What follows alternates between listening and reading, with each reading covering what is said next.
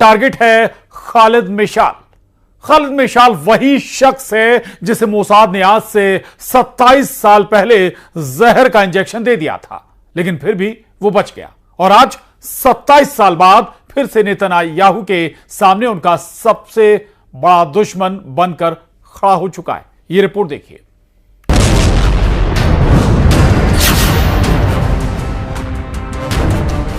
जिसे 27 साल पहले मोसाद ने जहर दिया, वो 27 साल बाद एक बार फिर इजरायल के लिए चैलेंज बनकर सामने खड़ा हो चुका है। जी हां, वो नाम है हमास के अगले चीफ खालिद मेशाल का।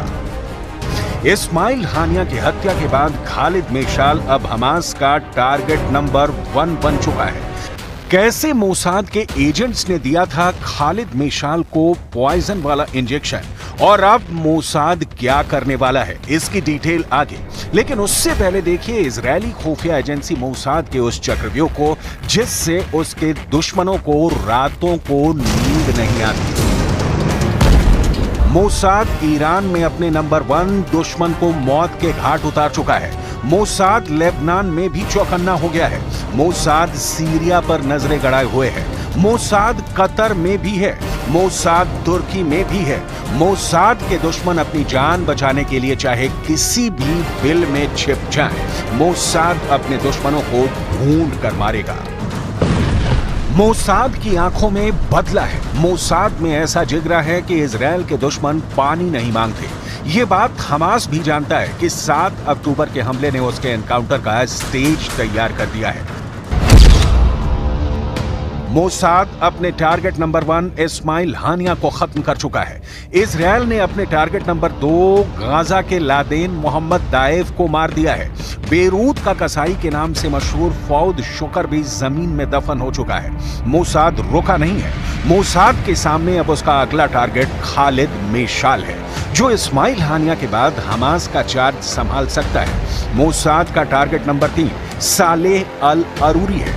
नेतन्याहू के ऑर्डर पर मुद्दा अब सिर्फ ऑपरेशन है और नेतन्याहू ने तो साफ साफ कह ही दिया है कि दुनिया का कोई कोना हो, चाहे वो गाजा हो या फिर कोई और जगह, हमास का अंत फाइनल है और ये होकर रहेगा। अभी हाल के महीने में इजरायल ने हमास, हिजबुल्लाह और IRGC को कितने जख्म दिए, जरा वो देखिए। इजरायल ने इस्माइल हानिया को 31 जुलाई 2024 को ईरान के तेहरान में मार गिराया। हालांकि इजरायल ने अभी तक इसकी जिम्मेदारी नहीं ली है।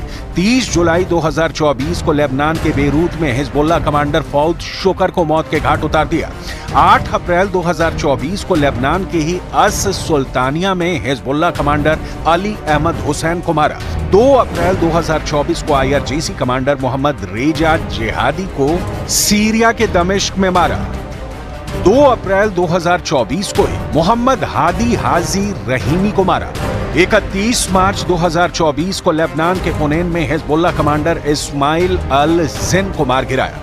8 जनवरी 2024 को हिजबुल्लाह कमांडर मजदल सेलम को लेबनान में मारा।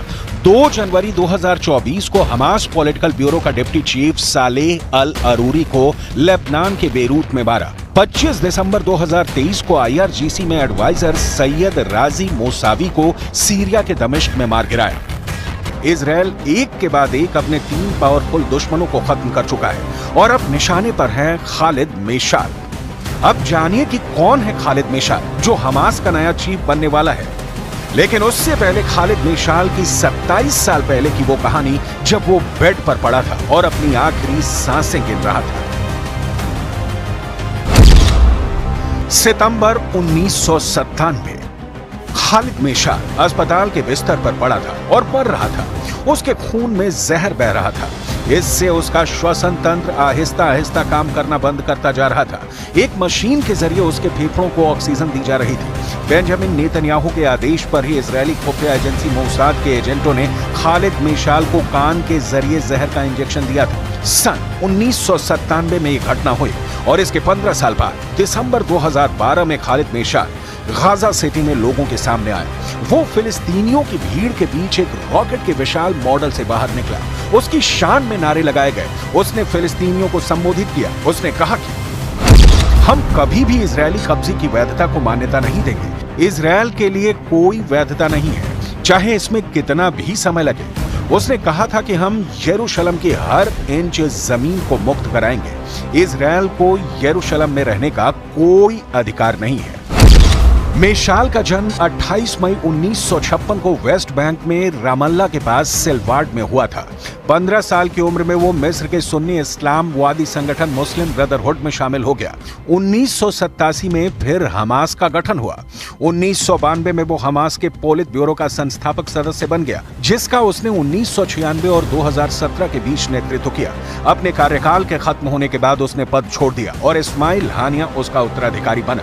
मेशाल ने ज्यादातर काम निर्वासन में किया है। 2004 से 2012 तक उसने सीरिया की राजधानी दमिश्क से हमास को चलाया और अब कतर और मिस्र दोनों जगहों पर रहता है। 1997 में जॉर्डन की राजधानी अम्मान में उसके कार्यालय के बाहर इजरायली एजेंटों की ओर से उसे जहर का इंजेक्शन दिया गया था। इससे जॉर्डन और इजरायल के बीच राजनयिक संकट पैदा हो गया था। मेशाल ने दुनिया भर की विदेशी सरकारों के साथ मीटिंग में हमास का प्रतिनिधित्व किया।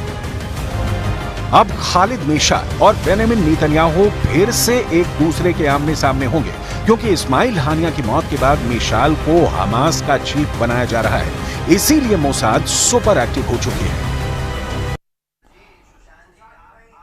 और स्पेशल रिपोर्ट में यहां